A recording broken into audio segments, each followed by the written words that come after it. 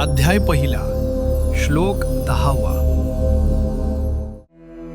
अपर्याप्तं तदस्माकं बलं भीष्माभिरक्षितं पर्याप्तं त्विदमेतेषां बलं भीमाभिरक्षितं. भावार्थ: पितामह भीष्मांच्या संरक्षणाखाली असलेलं आमचं बल अपर्याप्त आहे आणि भीमाच्या संरक्षणाखाली असलेलं त्यांचं बल पर्याप्त आहे.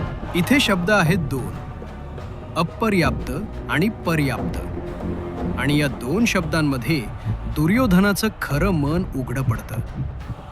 दुर्योधन बाहेरून आत्मविश्वास दाखवत असला तरी आतून त्याच्या मनात भीती आहे, कारण संख्या कमी असूनही तो पांडवांच्या बाजूला पुरेसं बल मानतो आणि स्वतःच्या बाजूला कमी पडेल अशी शंका घेतो. आता हा प्रश्न पडतो, पितामह भीष्मांसारखा महान योद्धा आपल्या बाजूला असताना दुर्योधनाला शंका का? कारण शंका संख्येवर नसते, शंका असते ध्येयावर.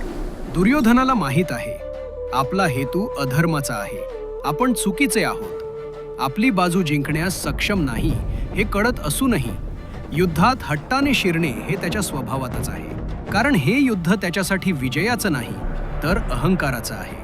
आणखी एक अतिशय सूक्ष्म मुद्दा पहा, पांडवांच्या सेनेचा अधिकृत सेनापती धृष्टद्युम्न आहे, पण दुर्योधन म्हणतो भीमाच्या संरक्षणाखाली त्यांचं बल पर्याप्त आहे. म्हणजे दुर्योधन ओळखतो पांडवांचा खरा नेता म्हणजे अपार अनुभवी भीमच आहे. हीच तर गीतेची गंमत आहे मंडळी.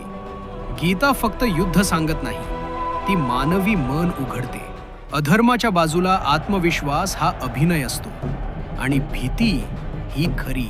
सनातन मेटामाइंडमध्ये आपण गीतेच्या प्रत्येक श्लोकातून मानवी मन, अहंकार आणि धर्म यांचा खोल अर्थ समजून घेत आहोत. या ज्ञानप्रवासात जोडलेले रहा. जय श्री कृष्ण.